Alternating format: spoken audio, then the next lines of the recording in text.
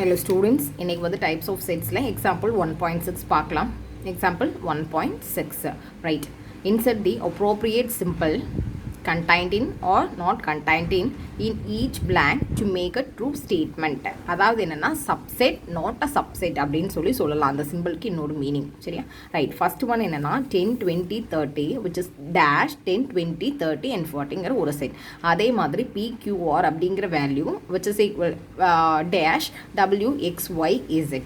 சரியா இப்போ வந்து என்னென்னா contain or not contained in அப்படின்னு சொல்லணும். அதாவது அந்த செட் வந்து அதுக்கு சப்செட்டாக இல்லையா அப்படின்னு சொல்லணும். சரிங்களா ரைட். பாருங்கள் ஃபஸ்ட்டு என்ன பண்ணியிருக்கேன்னா கிவன் அந்த வேல்யூஸ் எழுதியிருக்கேன் 10 20 30. பாருங்கள் அந்த 10 20 30 அந்த மூணு வேல்யூஸுமே பக்கத்துக்குள்ளே இருக்கிற அந்த செட்குள்ளே இருக்கா அப்படின்னு பாருங்கள். இருக்கா இல்லையா 10 20 30ங்கிறது வந்து பாருங்கள் 10 20 30 இந்த மூணு நம்பர்ஸுமே இந்த பெரிய செட்டில் இருக்குது இல்லையா. அப்படி இருக்கும்போது என்னென்னா நம்ம என்ன சிம்பிள் போடலாம் கண்டைன்ட் இன் அப்படின்னு நம்ம போடலாம். சரியா அடுத்தது பாருங்கள் செகண்ட் ஒன் பிக்யூஆருங்கிற வேல்யூ இந்த WXYZ இருக்கான்னு பாருங்கள்.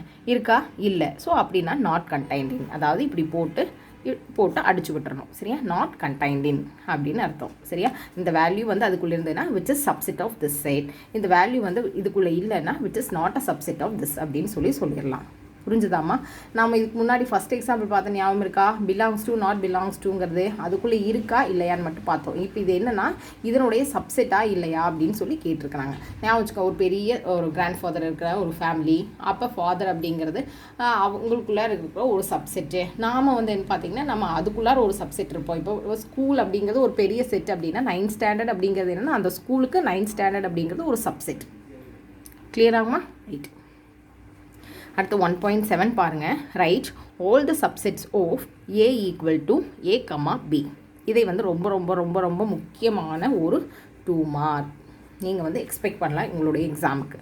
சரிங்களா பாருங்கள் given A equal to A, B. A equal to என்னென்னா A, B. நான் எப்படி சப்செட்ஸ் எழுதணும்னு சொல்லித்தரேன் பாருங்கள். ஃபஸ்ட்டு இந்த மாதிரி செட் ப்ராக்கெட் போட்டுக்கணும். அடுத்தது இந்த மாதிரி ஒரு எம்டி செட் வந்து எல்லா சம்முக்குமே டிஃபால்ட்டாக இந்த மாதிரி சப்செட்ஸ் ஆஃப் அப்படிங்கும்போது இந்த மாதிரி ஒரு எம்டி செட் வந்து நம்ம டிஃபால்ட்டாக போட்டுக்கணும்.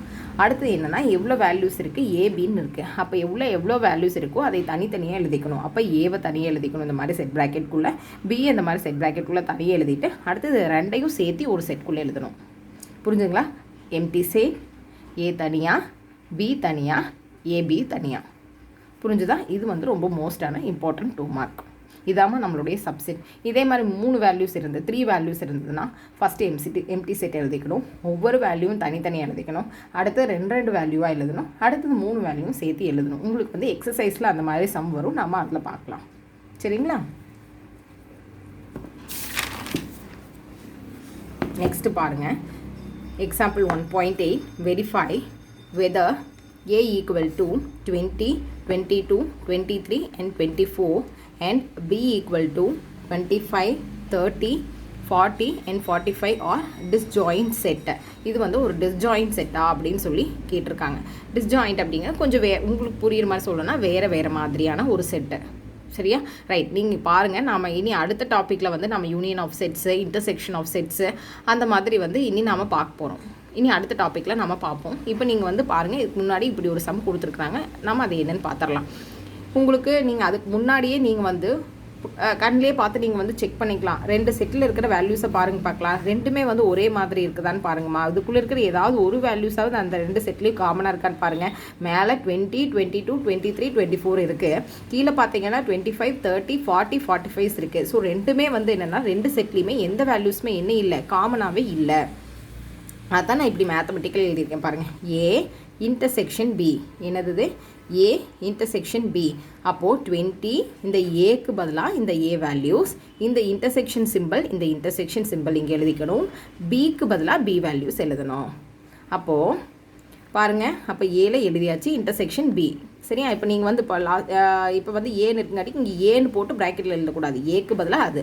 சரியா இந்த ரெண்டுலேயும் காமனான வேல்யூஸ் ஏதாவது இருக்கா? ரெண்டுலேயுமே இல்லை. அதனால் நான் இது என்னென்னு எழுதிட்டேன்னா நல் செட் அப்படின்னு எழுதிட்டு, இதுக்கு பேர் என்னது null set or empty set. Null set or empty set ஒன்றா நீங்கள் இப்படி எழுதலாம், இல்லைன்னா இந்த மாதிரி நோட்டேஷனில் கொடுத்துக்கலாம்.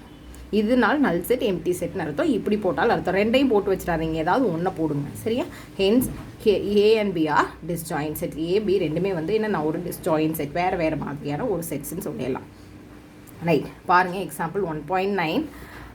The number of find the number of subset and the number of proper subsets of a set x equal to A B C X Y Z. ரொம்ப முக்கியமான ஒரு சம்மா இது வந்து நீங்கள் எக்ஸ்பெக்ட் பண்ணுற 2 மார்க் லிஸ்ட்டில் இந்த சம்மும் உண்டு. சரியா? ரைட், பாருங்கள். கிவன் ஏல அந்த செட் எழுதியாச்சு. உங்களுக்கு கால்குலேட் பண்ண தெரியுமா எவ்வளோ நம்பர் ஆஃப் வேல்யூஸ் இருக்குது? நீங்கள் ஆல்ரெடி உங்களுக்கு தெரியும் இல்லையா? அப்போ கவுண்ட் பண்ணி சொல்லுங்கள் எவ்வளோ வேல்யூஸ் இருக்குதுன்னு. 1 2 3 4 5 6 டோட்டலாக எத்தனை வேல்யூஸ் இருக்குது? 6 வேல்யூஸ் இருக்குது. So n of x equal to என்ன அப்படின்னா n ஆஃப் எக்ஸோட வேல்யூ என்னன்னா 6. ரைட், அடுத்தது பாருங்கள். நம்பர் ஆஃப் சப்செட்ஸ்க்கு என்ன ஃபார்முலானா n of p of x. Number of சப்செட்ஸ்க்கு என்ன formula? n of p of x which is equal to 2 power m. இதுதான் வந்து நம்மளுடைய ஃபார்முலா. m அப்படிங்கிறது என்னென்னா இந்த வேல்யூ தான் m அப்படிங்கிற இந்த வேல்யூ தான் m. அப்போ 2 பவர் mக்கு பதிலாக நீங்கள் என்ன போடலாம்? 2 பவர் 6 போடலாம். ஸோ 2 பவர் 6ஓட வேல்யூ என்னன்னா 64. இன்னும் 2 பவர் 6ன்னு என்ன அர்த்தம்? 2 வந்து 6 டைம்ஸ் போடணும். 2 into 2 into 2 into 2 into 2 into அதே மாதிரி 6 டைம்ஸ் போட்டு மல்டிப்ளை பண்ணிங்கன்னா உங்களுக்கு 64 வந்துடும். சரிங்களா? ரைட், அதே மாதிரி பாருங்கள். Number of proper subsets. Number of proper subsets என்னென்னா அதே தான் formula. n of p of x minus 1. n of p of x minus 1. n of p of x என்ன கண்டுபிடிச்சிருக்க answer? 64. So 64 minus 1 equal to 63. That is number of proper subsets. So அந்த செட்டுக்குள்ளார A B C X Y Zங்கிற செட்டுக்குள்ளார 64 subsets இருக்குது, 63 proper subsets இருக்குது அப்படின்னு சொல்லி நம்ம கண்டுபிடிச்சிருக்கோம். சரிங்களா? இதுக்கு ஃபார்முலா மட்டும் ஞாபகம் வச்சிட்டிங்கன்னா போது. என்னதுன்னா n of p of a equal to 2 power m. அடுத்தது வந்து ப்ராப்பர் சப்செட்ஸ் அப்படின்னா n of p of a minus 1. So இது மட்டும் நீங்கள் ஞாபகம் வச்சுக்கிட்டிங்கன்னா போதும். சரியாமா? Okay right. நம்ம வந்து என்ன பார்ப்போம் இன்னைக்கு வீடியோவில் என்ன பார்த்தோம் அப்படின்னா எக்ஸாம்பிள் 1.7, 1.8, 1.9. ஸோ இந்த 3 சம்ஸ் வந்து நம்ம இன்னைக்கு வீடியோவில் பார்த்தோம். நெக்ஸ்ட் வீடியோவில் வந்து நம்ம union of sets, intersection of sets அதெல்லாமே வந்து நம்ம நெக்ஸ்ட் வீடியோவில் வந்து பார்க்கலாம். சரிங்களா ஸ்டூடெண்ட்ஸ்? உங்களுக்கு ஏதாவது டவுட் இருந்துச்சு அப்படின்னா நீங்கள் கமெண்ட்ஸில் கேளுங்க. நம்ம வந்து நம்மளுடைய டவுட் வந்து நம்ம வந்து கிளியர் பண்ணிக்கலாம். ஓகேங்களா? தேங்க்யூ.